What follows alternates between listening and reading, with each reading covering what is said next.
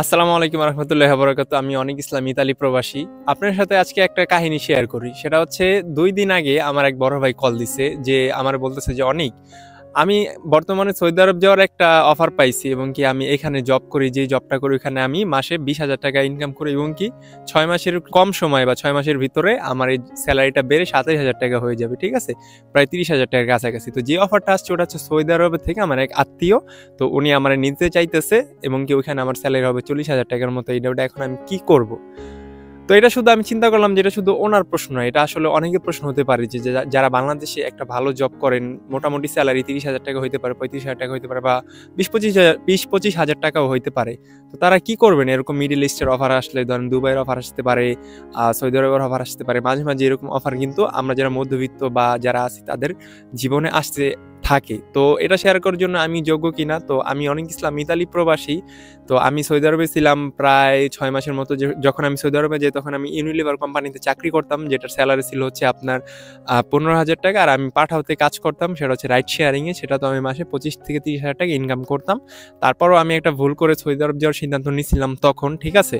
তো আল্লাহ যা করে ভালো করে করে, ওই হিসাব করলে ঠিক আছে, কিন্তু ওই মুহূর্তে আমার সৌদি আরব যাওয়াটা উচিত ছিল না। তো সেটা আপনার সাথে শেয়ার করি এবং কি এই সিচুয়েশনে যদি আপনারা পড়েন তো আপনারা কি করবেন সেটাই শেয়ার করি। তো দেখেন, একটা মধ্যবিত্ত পরিবারের ছেলে বা উচ্চ মধ্যবিত্ত পরিবারের ছেলে যদি আপনার একটা নর্মাল চাকরি করে ২৭ থেকে ৩০,০০০ টাকার ভিতরে, কিন্তু একটা ভালো চাকরি হিসাবে গণ্য করা হয়, ঠিক আছে? ওটাতে মোটামুটি ফ্যামিলি টুকটাক চলে, যাই হোক। কিন্তু যখন বিদেশের যাওয়ার একটা অফার আসে তখন কিন্তু আপনার যে চিন্তাটা, এটা ডাইভোর্স হয়ে যায়, যে তখন কি করা যায় বা আপনারা কি করতে পারেন। তো সেটা হচ্ছে, দেখেন, ওনার ফ্যামিলি আছে, ওনার সংসার আছে।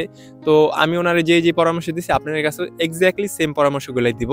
তো আপনারা এটা মাথায় রাখবেন। সেটা হচ্ছে, আপনারা জানেন যে দুবাইতে গেলে আপনার দুবাইয়ের কাগজ করা লাগে এবং সৌদি আরবে গেলে আপনার ইকামা করা লাগে।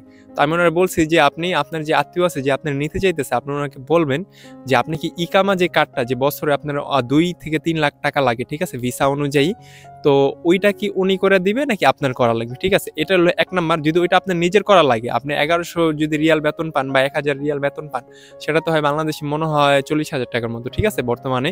তো এই ৪০,০০০ টাকা ইনকাম আপনি করতেছেন, ঠিক আছে? তো আপনি ২ বছর বা ৩ বছর পর আপনার সংসার আছে, আপনার বাড়িতে আসা লাগবে, বাড়ির একটা খরচ আছে। তো আপনি মাত্র ১০-১৫,০০০ টাকা বেশি ইনকাম করার জন্য আপনি যে এত একটা রিস্ক নিয়ে আপনি যাইতেছেন, তো এটার ভ্যালুটা কি? যদি আপনার আবার বছর শেষে ২ লাখ কিংবা ৩ লাখ টাকা আপনার কাগজ রিনিউ করা লাগে, ঠিক আছে?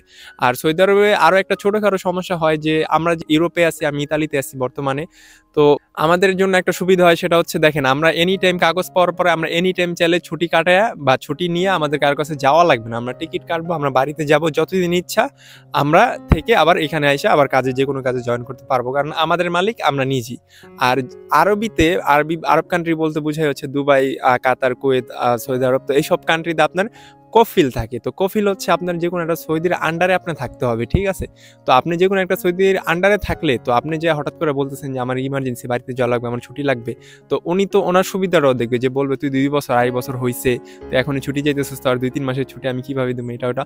আবার অনেক কোম্পানিতে নিয়ম করা থাকে যে ২ বছর পরে বা ৩ বছর পরে আপনার ২ মাস ৩ মাসের ছুটি বাধ্যতামূলক করা থাকে। তো ওটাও আপনার খুব মানে কমই থাকে, খুব কম কোম্পানিরই থাকে। আর যারা ফ্রি ভিসায় যান, আসলে তো ফ্রি ভিসা বলে কিছু হয় না, তাদের আসলে কষ্টটা হয় বেশি। তো যারা এরকম সিচুয়েশনে আছেন যে আপনার যেই কাজ করতেছেন তার থেকে ১০-১৫ হাজার টাকা বেশি আপনি ইনকাম করতে পারবেন এবং কমফোর্টেবলি আপনি মিডল ইস্টে যাওয়ার পরও থাকতে পারবেন, তারা এই কাজটা করতে পারবেন। সেটা হচ্ছে, প্রথমে ইনশিওর করবেন যে কাগজ যাতে আপনার রিনিউ করা না লাগে, কারণ আপনি ওইখানে যাওয়ার পরে যদি ২-৩ লাখ টাকা দিয়ে আপনি নিজের কাগজ রিনিউ করেন, তাহলে আপনি বাড়িতে দিবেন কি আর আপনার সংসার কিভাবে চলবে? তো এটা কোনোভাবেই সম্ভব না।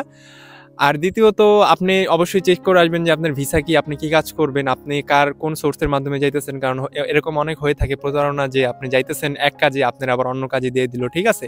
তো এটা হলে কিন্তু পরে আপনার জীবন প্রায় ওইখানেই শেষ হয়ে যাবে। আর দ্বিতীয়ত যেটা আপনার সাথে শেয়ার করে, যদি আপনারা সিদ্ধান্ত নিয়েই নিয়েছেন যে না আপনারা আসবেন, আপনারা আসতেই হবে, এখন কোনো অপশন নাই ডেসপারেটলি, তো তারা এই স্কিল বা এই কাজগুলো আপনারা শিখে আসতে পারেন। সেটা হচ্ছে, প্রথম হলো আপনি ভাষাটা শিখে যাবেন। দেখেন, বিদেশে এরকম অনেক লোক আছে যারা আপনার কোনো কাজ করে না, শুধু বসে থাকে, সে শুধু ভাষাটা জানে, সে একজন ফোরম্যান হইতে পারে, ঠিক আছে, যারা হচ্ছে আপনার সুপারভাইজার অনেকে বলে থাকতে পারে, জানি না। তো ওরা কি করে, আপনার বাঙালি আনে, খাটায়, খালি ওরা মাঝখানে থাকে, কারণ কি ওরা ভাষা পারে। আপনি পারেন না কেন? কারণ আপনি ভাষা পারেন না, ঠিক আছে? তো যাদের ভাষার উপরে ভালো দক্ষতা আছে, ঠিক আছে? তারা কিন্তু আপনার বিদেশের জীবনটা তাদের জন্য অনেক সহজ হয়ে যায়। ১ নাম্বারে ভাষা, ২ নাম্বারে কাগজ। ঠিক আছে? কারণ ভাষা না জানলে আপনি একজন বিপদে পড়লে আপনি জানাইতে পারবেন না যে আপনি সমস্যায় আছেন। কারণ সৌদি আরব বা মিডল ইস্ট বা আরব কান্ট্রিতে চলে হচ্ছে আপনার আরবি ভাষা। আর ইউরোপের সবগুলা দেশেই আপনার নিজস্ব মাতৃভাষা আছে। যেমন ইতালিতে আছে ইতালিয়ানো ভাষা, ইতালিয়ানো ল্যাঙ্গুয়েজ ওরা বলে লিঙ্গুয়া। তারপরে হলো স্প্যানিশ স্পেনে, আর ফ্রান্সে আছে ফ্রেঞ্চ। তো ওদের প্রত্যেকটা দেশেরই আপনার নিজস্ব মাতৃভাষা আছে, তো আপনার ওটা ভালো মতো শিখা যাবেন। তো যাওয়ার পরে আপনার আশা করি বিপদে কম পড়বেন।